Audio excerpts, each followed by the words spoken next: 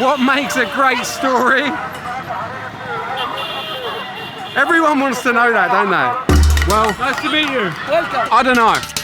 But this place is a good start.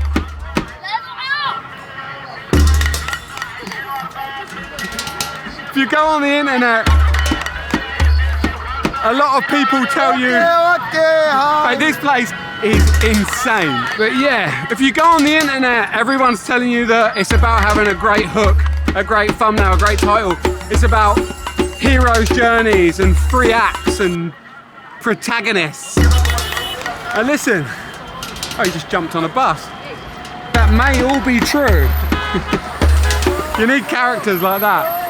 But people get so involved in all those little details that they miss, in my opinion, what is the most important part of the greatest stories ever told. This is a story about that thing.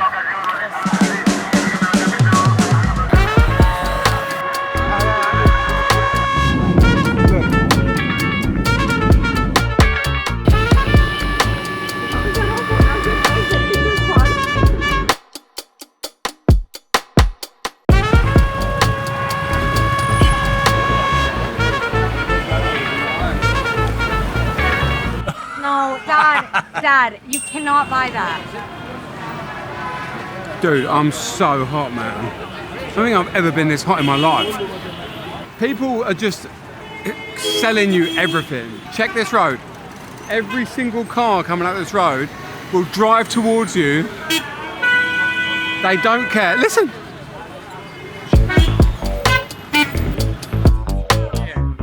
Dad, you cannot buy that. I bought a pair too. No, you haven't. I did. We bought 2. Yay! Senora! Okay, I'll have some as well there. No, I've got some. I am a driver, yeah. What's your name? Ali. You welcome. Ali? Ali? Ali? Yeah, what's your name? Ali? Rami. If you drive here, drive everywhere. I love you, London!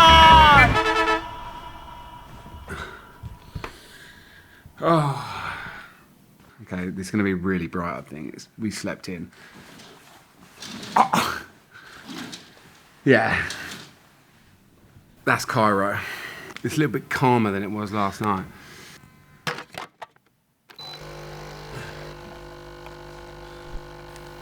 So we're here. Come back. Good. We're here in Cairo for the next. We're here in this part of Cairo with Sabrina's family. Sabrina is half Egyptian, half Filipino. We're here with her dad, who's Egyptian, her stepmom, who's Colombian. And we're basically going to different parts of Cairo, going to visit different members and different sort of sections of Sabrina's family. Yeah. It's going to be a unique experience for me anyway. Yeah. On the flight, on the way here, I was listening to a podcast.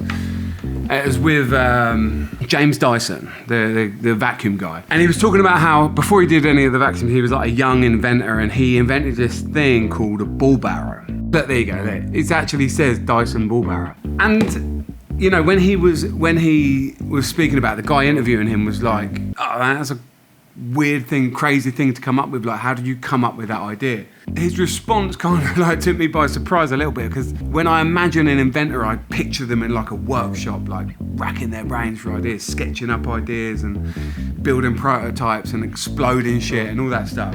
And his response was, well, I was working on a building site and I realised how shit wheelbarrows were. And that's it, right? Like, inventions aren't created in a workshop. Not solely created in a way. Inventions are born, put it that way. Inventions are born when a person gets out there and experiences the world. And so are stories.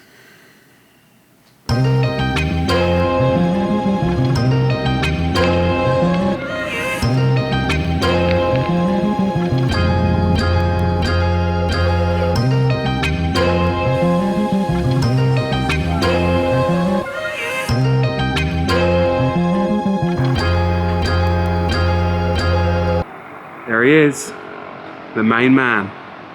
Okay, where are we? We're at the police. The police academy? The police club? Oh, it's not the police academy. What?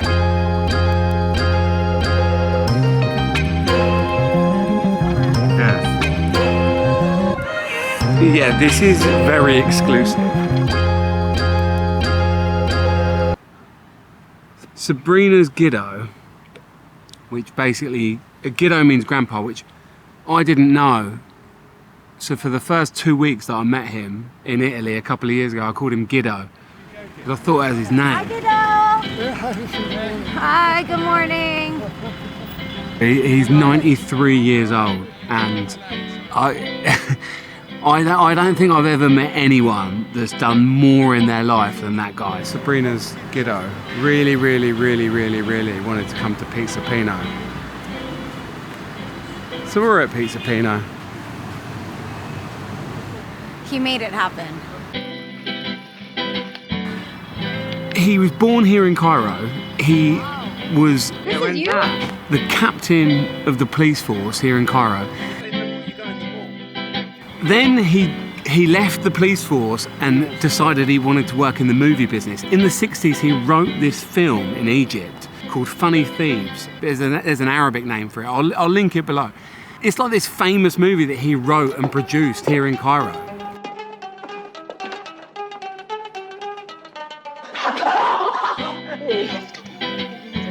Then he moved to America. He's lived in America, he's lived in Egypt, he's lived in Australia. Come here,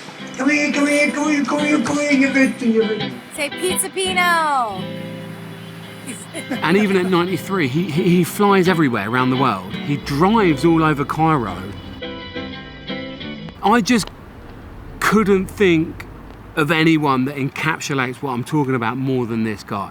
He's got a life full of stories, but more importantly than that, he's not content with sitting there telling his stories, which he does do. He's got a hell of a load of stories to tell.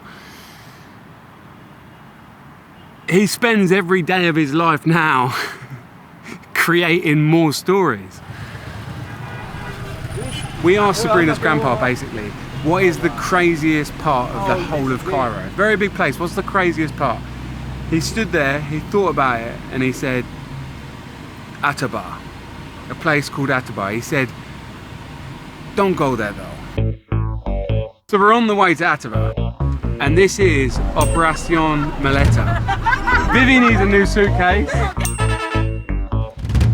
and we're gonna find Vivi the best suitcase that Cairo has to offer. Yalla!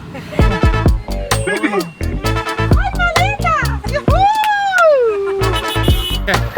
This place is crazy. Nice to meet you. Welcome. Mate, this is one of the craziest places I think I've ever been. Like the traffic, the people. Oh, he's very good man. The heat. A market for absolutely everything. Oh shit! Oh look, Ali, do you need a hat? انت اسمك ايه؟ Absolutely. Nice to meet you. اسمك علي؟ Ali. أنا اسمي علي. Ali! أو أقسم بالله. Ali! Brother! Look, Ali. Good. Big boss! Operation Maleta complete.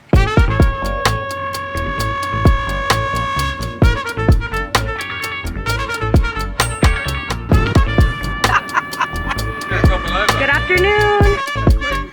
Thank you, camera.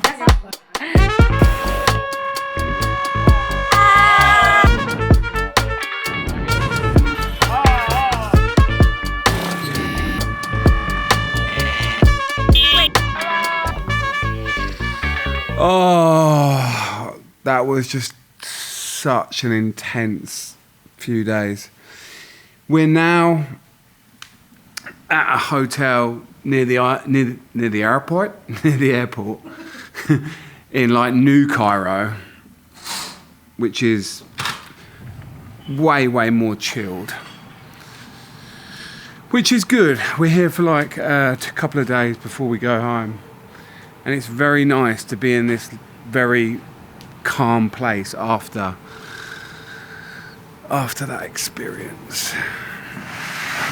You know, sometimes I think anyone that's involved in storytelling can relate to this. Sometimes I just wish I could sit at home and chill with my dog and flick through TikTok and eat takeaway and let just ideas and stories come to me. But unfortunately, that's just not how it happens. You okay, get up?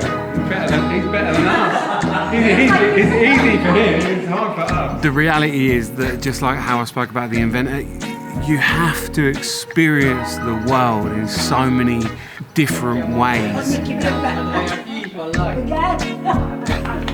The key ingredient to stories is life, and it has to be life filled with all the things that life should be filled with. In our family, she's the best cook here. Spontaneously meeting random characters in places that look so different from the places that you're from. What do you want to be when you grow up? I think that this interaction with real life is your story. You can't fake it, you can't just come up with it, and no matter what structure and hooks and techniques you apply to it, if it's not born from some element of truth, then to me it's not that powerful.